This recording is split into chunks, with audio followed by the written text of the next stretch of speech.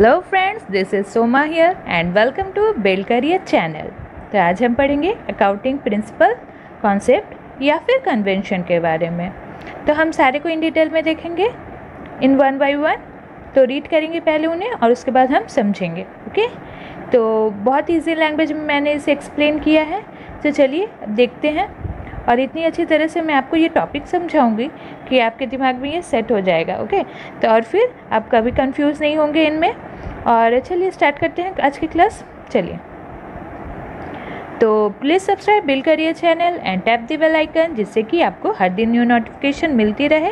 और अपने कमेंट्स मुझे ज़रूर प्रोवाइड करना, इससे ही मुझे अपने नेक्स्ट जो भी मैं टॉपिक के लिए प्रिपेयर करना चाहती हूँ वीडियो, वो आप ही के कमेंट से मुझे हेल्प मिलती है।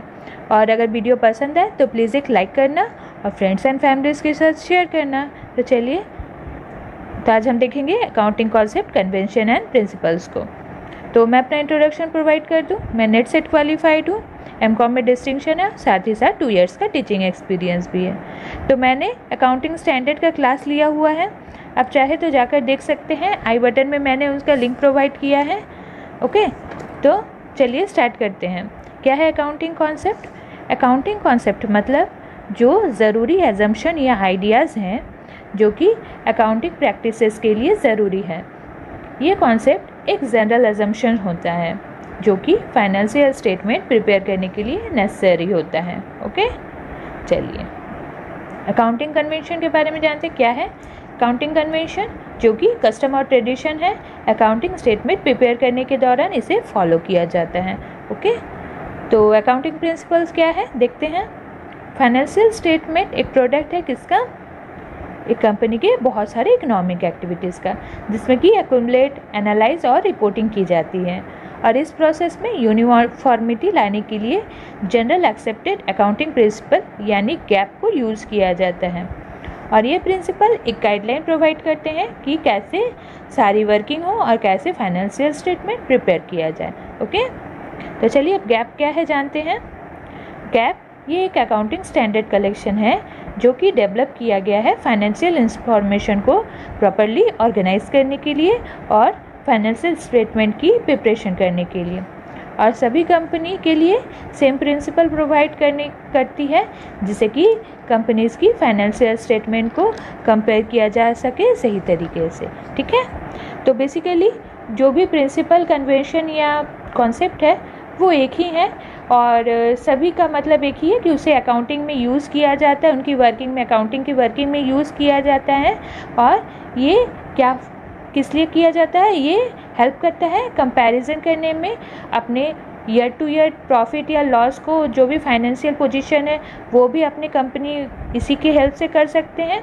और बाकी सारी कंपनीज़ भी एक दूसरे से इसी की हेल्प से कंपैरिजन करते हैं। ओके, चलिए देखते हैं कौन कौन से हैं।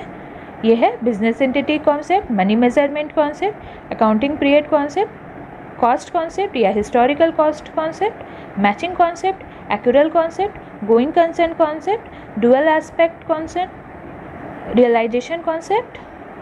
और कन्वेंशन क्या क्या है? कन्वेंशन में है full disclosure, materiality convention and convention of consistency. तो मैंने आज 6 को करवाया है और नेक्स्ट क्लास में मैं और 6 को करवाऊंगी।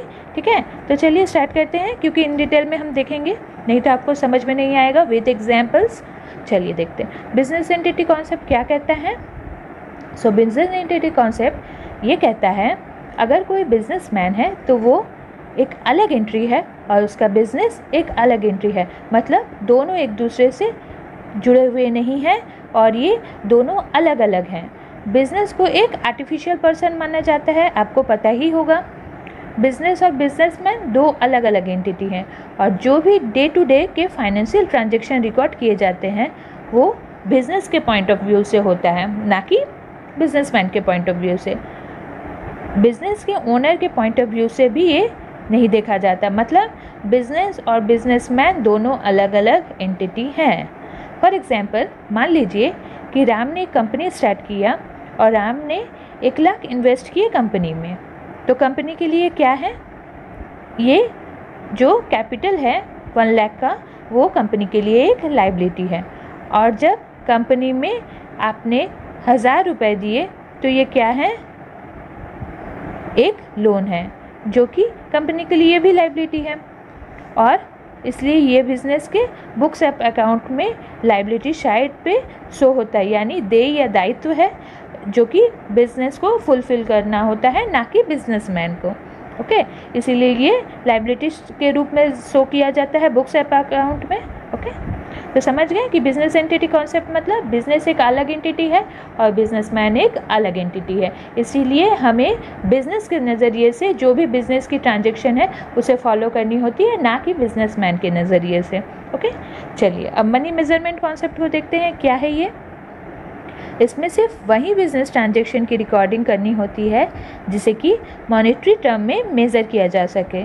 मॉनेटरी टर्म यानी जो ट्रांजैक्शन की मनी या रुपए में वैल्यू हो। ओके, जो ट्रांजैक्शन इन मनी में ना हो तो हम उस ट्रांजैक्शन को बुक्स ऑफ अकाउंट में रिकॉर्ड नहीं करेंगे। ओके, तो इस कॉन्सेप्ट की कुछ ड्रॉबैक्स भी हैं, जैसे कि बहुत बार कुछ इंपॉर्टेंट चीज़ों को बुक्स ऑफ अकाउंट में हम रिकॉर्ड नहीं कर पाते।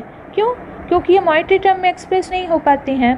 फॉर एग्जांपल, चेयरमैन की अगर हेल्थ कंडीशन ख़राब हो जाए या फिर वर्कर्स का मूड स्विंग हो या उनकी ऑनेस्टी हो, तो ऑनेस्टी ये सब चीज़ों को हम रिकॉर्ड नहीं कर सकते क्योंकि ये रुपए में तोला नहीं जा सकता है। ओके, तो बट क्या है, अगर चेयरमैन की हेल्थ कंडीशन ख़राब हो जाए और या फिर अगर आप देखें कि ऑनेस्टी ऑफ वर्कर्स, तो ये हमारे लिए बहुत ज़्यादा इम्पॉर्टेंट है। ओके, बट हम इसे बिज़नेस के लिए भी इम्पॉर्टेंट है, बट हम इसे शो नहीं कर सकते क्योंकि ये मॉनेटरी टर्म्स में नहीं होते। ओके, चलिए अब नेक्स्ट को हम देखेंगे अकाउंटिंग पीरियड कॉन्सेप्ट। क्या है ये कॉन्सेप्ट कहता है कि पूरे बिज़नेस को एक एप्रोप्रिएट टाइम पीरियड का सेट करना चाहिए जिससे कि बिज़नेस की प्रॉफिट या लॉस या फिर बिज़नेस की पोजीशन, उसकी फाइनेंशियल पोजीशन का पता लग सके। अकाउंटिंग की पीरियड का मतलब क्या है? अकाउंटिंग पीरियड का मतलब है बिज़नेस अकाउंटिंग के लिए एक टाइम पीरियड, क्योंकि हम मानते हैं कि बिज़नेस जो होता है वो इंडेफिनिट पीरियड का होता है, यानी अनिश्चित समय तक चलेगा और बिज़नेस के ख़त्म होने तक हम उसकी प्रॉफिट या लॉस या उसके पोजीशन का जो भी इम्पैक्ट होता है उसका हम उतनी देर तक इंतज़ार नहीं कर सकते हैं। इसीलिए हम क्या करते हैं, हम उस टाइम पीरियड को बांट देते हैं। ओके, बांट देते हैं किसमें? बांट देते हैं बिज़नेस ट्रांजैक्शन की रिकॉर्डिंग को हम साल भर के लिए अकाउंट प्रिपेयर करते हैं और साल के लास्ट में या फिर ईयर एंडिंग पे बैलेंस शीट प्रिपेयर करते हैं। ये अकाउंटिंग पीरियड या तो गवर्नमेंट का फाइनेंशियल ईयर हो सकता है जो कि 1 अप्रैल से 31 मार्च तक होता है, या फिर कैलेंडर ईयर 1 जनवरी से 31 दिसंबर का हो सकता है। लेकिन आप जान लीजिए कि बहुत सारी कंपनीज क्वार्टरली या मंथली भी अपना रिजल्ट को पब्लिश करते हैं। इससे क्या होता है फ़ायदा? इससे बिज़नेस के ईयर टू ईयर प्रॉफिट या लॉस का कंपेयर किया जा सकता है और रीज़न को भी देखा जा सकता है कि लॉस क्यों हुआ, कैसे हुआ, प्रॉफिट हुआ तो क्यों हुआ, कैसे हुआ। ओके, ये सब आपको इससे पता चलता है। चलिए नेक्स्ट को देखते हैं कि कॉस्ट कॉन्सेप्ट क्या कहता है। इसको हम हिस्टोरिकल कॉस्ट भी कहते हैं। ओके, कॉस्ट कॉन्सेप्ट या फिर हिस्टोरिकल कॉस्ट कॉन्सेप्ट बिज़नेस में जो भी एसेट्स होंगे उनकी एक्विजिशन कॉस्ट पर रिकॉर्ड किया जाएगा। फॉर एग्जांपल, अगर आपने बिज़नेस के लिए कोई मशीनरी परचेज़ की हो 10 साल पहले, तो उसकी प्राइस उस टाइम पर क्या थी? 10 लाख रुपीज़, और आपने बिज़नेस को के बुक्स ऑफ अकाउंट में 10 लाख ही रिकॉर्ड करना है। क्यों? बट अभी क्या है, जो मशीनरी है उसकी मार्केट वैल्यू है 15 लाख, बट आप उसे पुराने कॉस्ट पर ही रखोगे। क्यों रखोगे? क्योंकि बिज़नेस में जब तक एसेट्स को रियलाइज़ कर मार्केट वैल्यू नहीं मिल जाता तब तक बिज़नेस को एश्योरेंस नहीं मिलती है, इसलिए एसेट्स को उसे एक्विजिशन या हिस्टोरिकल कॉस्ट पर ही रिकॉर्ड किया जाता है। ओके, तो समझ गए क्यों रिकॉर्ड किया जाता है हिस्टोरिकल कॉस्ट पे? हिस्टोरिकल कॉस्ट पे इसलिए बिज़नेस रिकॉर्ड करती है कि उसे एश्योरेंस नहीं होती, उसे डर लगा रहता है कि अगर वो उसे रियलाइज़ नहीं कर पाए तो फिर क्या होगा, तो उसको वो प्रॉफिट नहीं मान सकता, वो फ्यूचर में होने वाले प्रॉफिट को प्रॉफिट नहीं मान सकता। जब तक कि वो उसे रियलाइज़ करके उसके पास प्रॉफिट वो नहीं आ जाता, वो मार्केट वैल्यू नहीं आ जाता, तब तक वो उसे रिकॉर्ड नहीं कर सकता। इसीलिए वो उसको कोई भी एसेट्स हो उसे वो कॉस्ट बेसिस या हिस्टोरिकल कॉस्ट बेसिस पे रिकॉर्ड करता है। ओके, चलिए अब एक्यूरेल कॉन्सेप्ट को समझते हैं। एक्यूरेल कॉन्सेप्ट क्या कहता है? ये कहता है कि रिवेन्यू की रिकॉर्डिंग हम तभी करेंगे जब ये अर्न किया जाएगा, ना कि जब तक हम उसे कैश रिसीव करेंगे। ओके, जब ये अर्न करेंगे तभी इसे रिकॉर्ड करेंगे, कैश रिसीव करने के टाइम पे नहीं रिकॉर्ड करेंगे। और इसी तरह एक्सपेंस को भी हम जब इनकर्ड करते हैं उसी टाइम पे रिकॉर्ड करना होता है, ना कि इसे पेड करने के टाइम पर। तो फॉर एग्जांपल, जैसे कि एक कंपनी अपने इलेक्ट्रिसिटी बिल को तब रिकॉर्ड करेगा जब हम कंपनी इसे प्रोवाइड करेगा। ओके, तब नहीं करेगा जब वो पेमेंट करेगा। ओके, चलिए अब देखते हैं नेक्स्ट को, क्या है ये मैचिंग कॉन्सेप्ट। ये अकाउंटिंग पीरियड कॉन्सेप्ट क्या कहता है? ये अकाउंटिंग पीरियड कॉन्सेप्ट बेस्ड है जिस पीरियड की आप इनकम लोगे उसी पीरियड की आप एक्सपेंस भी लोगे। ओके, मतलब अगर आप मान लो कि आपने 2019 की कुछ इनकम ली है तो आप 2019 की ही एक्सपेंस रिकॉर्ड करोगे, उसके पहले या बाद वाले को आप उसमें रिकॉर्ड नहीं करोगे, या हो सकता है आप एडजस्टमेंट कर लो, बस उसमें रिकॉर्ड नहीं होगा। जिस पीरियड की आप इनकम लोगे उसी पीरियड का एक्सपेंस लोगे, और आप इसमें इनकम फॉर एग्जांपल मैंने एग्जांपल प्रोवाइड किया कि 2019 का है।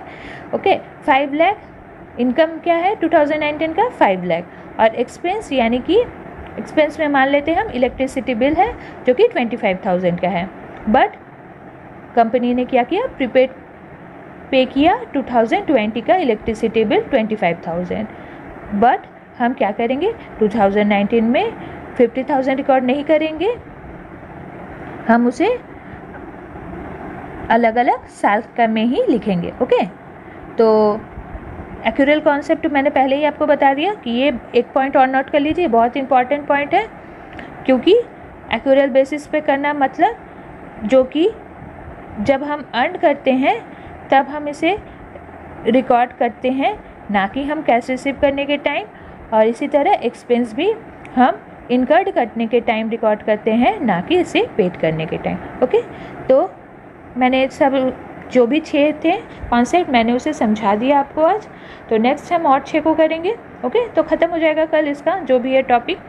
तो अगर ये क्लास आपको पसंद आए तो प्लीज़ एक लाइक करना, फ्रेंड्स एंड फैमिलीज़ के साथ शेयर करना, और आपको कौन सी टॉपिक की नीड है प्लीज़ मुझे बताना कमेंट सेक्शन में। तो थैंक यू फॉर वॉचिंग, कल हम फिर मिलेंगे। ओके।